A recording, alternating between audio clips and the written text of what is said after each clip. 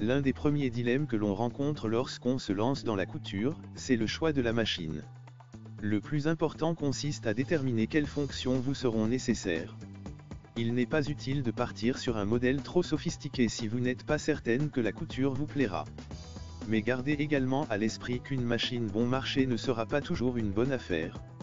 L'idéal, c'est à la fois une machine simple d'utilisation et proposant suffisamment de possibilités pour vous permettre de progresser. Une des premières questions que vous vous poserez, mécanique ou électronique?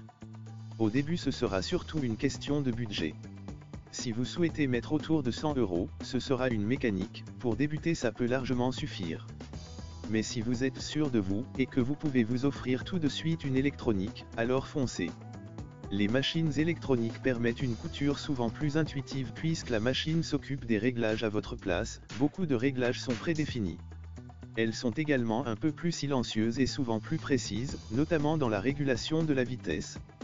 La graduation des intervalles dans le réglage de la largeur et la longueur de pointe est plus fine, certaines fonctions automatiques de point d'arrêt, des stops à aiguilles plantées ou levées sont proposées. En France, les ventes de machines à coudre ne se sont jamais aussi bien portées, plus 10% d'augmentation cette année.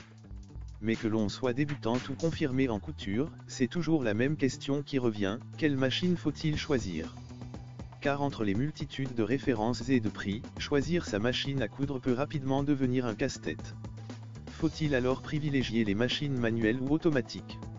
Comment ne pas se tromper lorsqu'on investit dans une machine à coudre?